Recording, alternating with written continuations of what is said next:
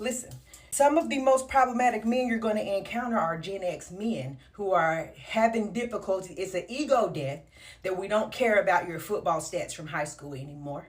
It's an ego death that you're not out earning your woman, that you don't have a retirement plan, that you're coming up on 60 years old and don't know what you're going to do for income when you're no longer able to work. Some of you have been the futures of this whole game where you have played women and played women. And we see what happens when the men don't settle down and don't value what a woman the stability that a woman brings to their life. They end up Future out here, and some men are still idolizing guys like Future, P. Diddy, Ray J. Like these guys who are still out here having a hard time accepting that they're aging.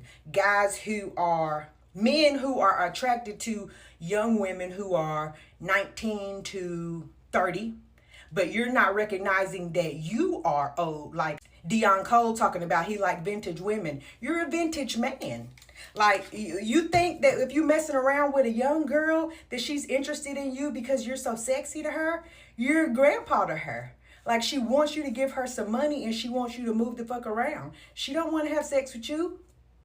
Men be so delusional. Like you think these young girls really like you like that, but you're not accepting the fact that you need to settle down with somebody who's your own age, your own tax bracket, and stop thinking that just because you have a penis that qualifies you to top-notch womanry. And then if the woman decline and say she would rather be single or she's just not interested in you, y'all ready to crash out.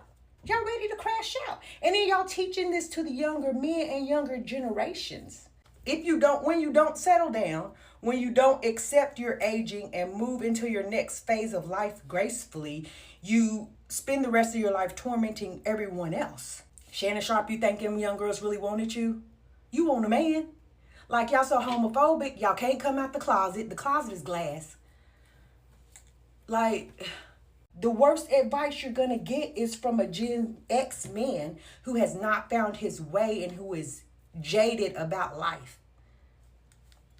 It's very hard to overcome that when you have not found your specific purpose or you have not been able to move on past your high school football career or your hoop dreams that didn't manifest or your adult boy ambitions. You went to prison and came back out and couldn't find a career and you're doing this and that and mowing lawns or whatever to try to find yourself. I understand it's not every man does. Like they still feel like saying you 40 plus without a man is an insult and not getting. Women are choosing the bear. They're choosing to be single. You can't insult a woman by saying you're single. The single women are living life and having their way, not even missing a man because y'all make it so insufferable to be with y'all. And y'all are not seeing it. And then y'all so sensitive, can't nobody say nothing to y'all. Y'all can't be cheated on. Y'all be ready to crash out and kill somebody. Y'all want to cheat on a woman 4, 5, 10, 50 times, have a baby on her, have a whole nother family across town, have a baby by her best friend or whatever. She's supposed to keep on taking it. She can't even look at a guy without a man falling apart. You can't tell me that women are inferior. We are strong. We're out here kicking ass and having our way. And we keep on coddling the men, making them feel like above reproach. It's no different than how we're doing the white women. And that's why the black men and the white women find a correlation because they're having a hard time with the strength of black women. They're having a hard time white women are having a hard time finding their place and black men are having a hard time finding their place. So they join together in their disdain for black women. It's so many different facets to it, but we're seeing like grown little boys, like Dame Dash is over here calling him Count Dumula and like different stuff. Okay, I mean, tee-hee, but also grow up. Like also, what are we doing here? Like, what is this? Like, this is the reason why you don't have what you want out of life because you can't grow up. You're one of the lost boys.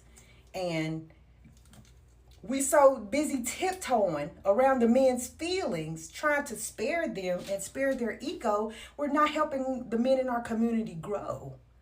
Y'all need to go to therapy.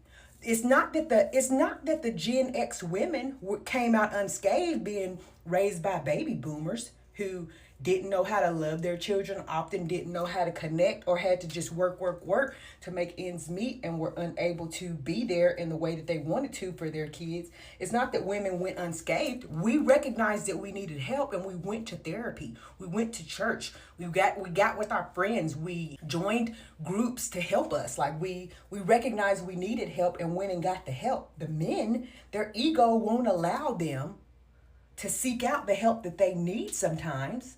And so they just, instead of getting a therapist, they just get a new woman and convince her that they're somebody that they're not. Go to therapy. Go to therapy. Heal.